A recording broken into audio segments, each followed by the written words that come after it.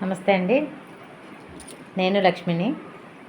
ఈరోజు నేను చెప్పాలనుకున్న కంటెంట్ ఏంటంటే, పిల్లలు ఎక్కువ అల్లరి చేస్తూ ఉంటారు. మనం అల్లరి చేయొద్దు అని చెప్తే వాళ్ళకి కోపం వస్తూ ఉంటుంది. మనకు కూడా ఏదో వారానికి ఒకసారి సెలవు ఉంటుంది జాబ్ చేసేవాళ్ళకి. వీళ్ళు అల్లరి చేస్తుంటే వారం రోజులు వీళ్ళు మిస్ అయ్యాము అన్న ఇది కన్నా, వీళ్ళు అల్లరి చేసేటప్పుడు కోపం వస్తుంది ఆటోమేటిక్గా పేరెంట్స్కి. బంగారు తల్లులు బంగారు తండ్రులు మీరు ఏం చేయాలంటే, మనకి అమ్మమ్మలు తాతయ్యలు ఉన్న ఇళ్ళల్లో చెప్తూ ఉంటారు, ఆడపిల్లలు అయితే వరిపిండి తీసుకొని ముగ్గు పెట్టడం నేర్చుకోండి. మనం ఆ ముగ్గు పెట్టడం నేర్చుకుంటే కనీసం ఇంట్లో మనం పూజ చేసుకునేటప్పుడైనా దేవుడి పీట మీద పద్మ వేసుకోవడానికి మనకి ముగ్గు సహకరించినట్టు పోత కరెక్ట్గా వస్తుందన్నమాట. మగపిల్లలు అనుకోండి, మనం పండగలప్పుడైతే మామిడి తోరణాలు కట్టుకుంటాం కదా.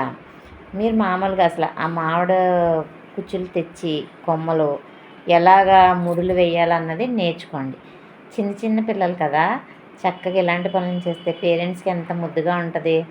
మీరేమో మంచి పనులు నేర్చుకోవడానికి అవకాశం ఉంటుంది, ప్లస్ పేరెంట్స్కి ఏమో చాలా ముద్దుగా ఉంటారు.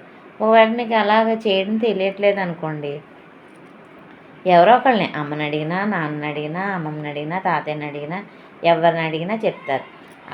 వరుసగా ముడులు వేసి మామిడి తోరణాలు కట్టేదేమో అబ్బాయిలు నేర్చుకోండి, ముగ్గులు పెట్టేదేమో ఆడపిల్లలు నేర్చుకోండి. అసలు ఎంత ముద్దుగా ఉంటారో తెలుసా అండి అలాంటి పనులు చేస్తే. ఇంకోటి ఏంటంటే, వినాయకుడిని బొమ్మలు గీయడం, డ్రాయింగు, శివుణ్ణి అలా చిన్న చిన్న దేవుడు బొమ్మలు కూడా గీయడం నేర్చుకుంటే ఒక ఆర్ట్ అనమాట అది.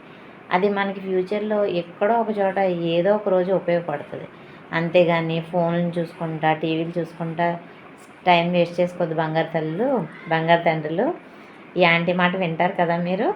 ఈ సండే మీకోసం ఆంటీ స్పెషల్గా మీకు చెప్పాలనుకున్నది. నా ఛానల్ మీకు నచ్చినట్టయితే లైక్ చేయండి, షేర్ చేయండి, సబ్స్క్రైబ్ చేయండి. ధన్యవాదాలు. Thank you.